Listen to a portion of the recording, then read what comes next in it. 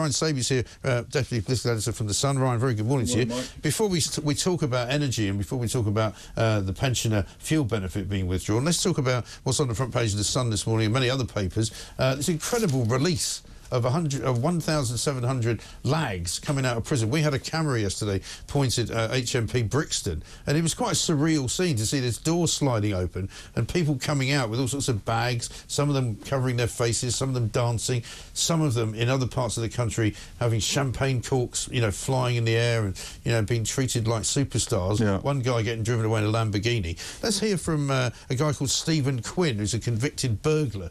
Here's what he has to say. A man walks out of prison with a duffel bag, £86 in cash. Well, where's a man going in life? You know, I'm saying go to probation. What am I going to do when I go on probation? I'm going to go probation, I'm going to sit there, I'm going to get bored, I'm going to start going back into my old ways. Maybe I might smoke drugs again, I'll go out, I'll start committing burglaries at night. Next thing you know, I'll be back in jail. Yeah, you could always get a job, of course. There's always that option. There's plenty of jobs going. Ryan, I mean, this is unbelievable. I was talking to a couple of Tories this morning, and I said, surely to God, that would not have been your plan. Yes, they would have had to release people, but not kind of en masse and not in this kind of rather sort of fiesta-like atmosphere. Yeah, this is one of the big problems that was stored up before the election. Rishi Sunak knew that there was a decision to be made on the prison release scheme sometime in July, and it feels like that was the reason that he called it, because he could have been in the same situation, and they'd already decided to let some people out ahead of their due date to actually leave prison.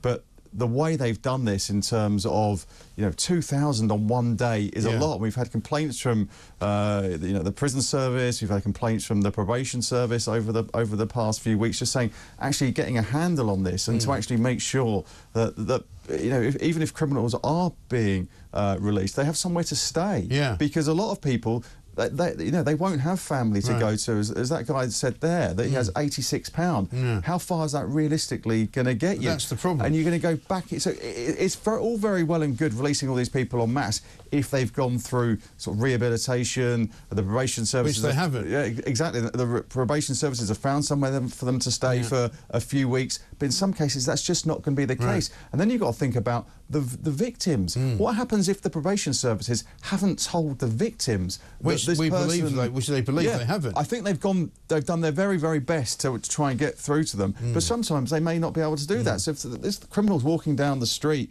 and there's been a case of domestic violence or sexual violence and they just bump into them, that is absolutely horrendous and had no warning. We can't expect every single victim of crime to be all over this news story. And it's up to the probation service to sort of give them fair warning. Exactly right. And the trouble is, even the probation service have said this is a risk. And then when they say that, you know it means a major risk. And an awful lot of the women who have been assaulted by some of these characters have put out there in no uncertain terms their fear that actually something awful could happen to them, you know, and it's really terrible to be put in that situation from their point of view in particular. The other problem, though, of course, for me, is that if some of these people do commit a crime, and it's a bad crime, that's going to reflect very badly on Labour and on Keir Starmer, personally. I think that ultimately, you look at what a lot of these prisoners have said over the past 24 hours since they've been released. They are fully expecting to go back to prison and get in their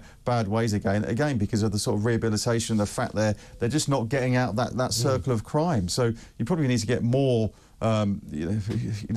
instructors or teachers, whoever it may well be, so they can actually learn their new skills to get them away from that. But it's not going to look good on Keir Starmer, and I expect Winter Fuel and the prisons crisis to come up in Prime Minister's questions today. I mean, I think if you're Rishi Sunak, you're going to push those two. Keir Starmer might push back and say, well, this is only a decision that you didn't make, mate. But he can't keep saying that. No, he can't. Because he's the guy in charge now. It's a bit like last night, we were talking to a Democratic strategist there, talking about how, you know, Donald Trump has created this problem. And you go, well, hang on a minute. You know, he hasn't been president for 4 years. You've had Joe Biden and Kamala Harris in. You can't, in the year 4 of your presidency, start blaming the guy before you. No, exactly. It's a bit like the economy, and Rachel Reeves and Keir Starmer can only go so far with blaming blaming the previous government. Yeah. So, and then they've actually got to come up with solutions. And the public are cleverer than that these days. Yeah. They're just not buying it. Yeah. But also, let's talk about the Winter Fuel Allowance. The vote went through yesterday. Everybody knew it would.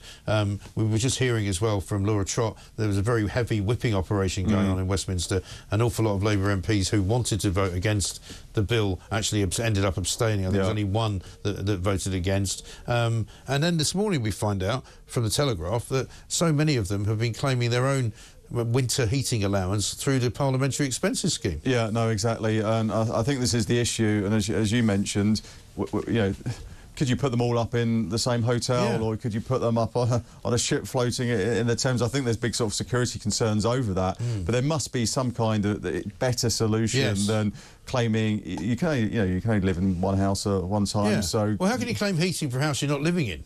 That doesn't make any sense to me. Exactly. So I think there could be some tightening up around the expenses, especially I think if you live so close to London per se. If you live in Essex, Kent, or any Hertfordshire, neighbouring county, really. Exactly. Perhaps they can tighten that up a little bit because I know they have tightened it up, and you can't live in a hotel if you've got the constituency that's close to London. But I think there could be around the edges. They're going to have to do something because the overarching kind of sense at the moment, and it might be in America as well as it is here, that people don't trust politicians anymore, and they've got to work a lot harder to convince us. I think that one, they've got our interests at heart, and two, they will take any notice of us. And the Labour government at the moment doesn't appear to be doing either. Yeah, and I think a lot of that comes down to trust and actually put your beliefs in those politicians.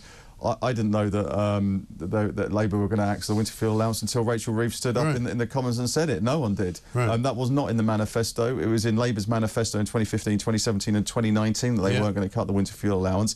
However, they will say, oh, the things were so bad that we had to do it. But I think if you're going to cut that kind of allowance that a lot of people rely on, and you're not going to put any mitigation in, people are going to come for you. Why couldn't they everyone says, oh, Mick Jagger doesn't need the Winter Fuel Allowance. OK, that's fair enough. But someone who is only getting £13,000 a year does. Right. So they have to taper it. And they always used to make this argument that, to means test, it actually costs more money than to just give it to everybody, which I've never bought as an argument either. But even Diane Abbott came out in an interview the other night and said every Treasury official, every single time there's a new government, tries to get the government to drop this. I don't know why Treasury officials are so against pensioners, because they're going to be pensioners themselves one day. But apparently this government's the first one that's kind of fallen for it. Yeah, every time, every budget, every financial sort of spring, autumn statement, I think not to sort of blame Treasury officials on this, but they just say, look, if you want to save X amount of money,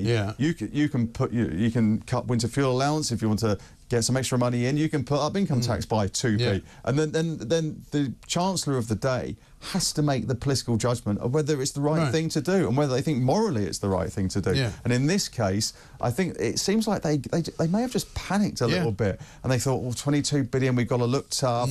But just think, if they can do that to pensioners early on, they can do it. And they've stuck to it as well, even though people are saying, even The Guardian is saying that they may have to make some kind of adjustment in the budget in October to make it look as if the very poorest pensioners will get something. I think one thing they could do, and one thing they did do on the energy crisis, is that those people living in bands A to D on the council tax scale actually got some extra money.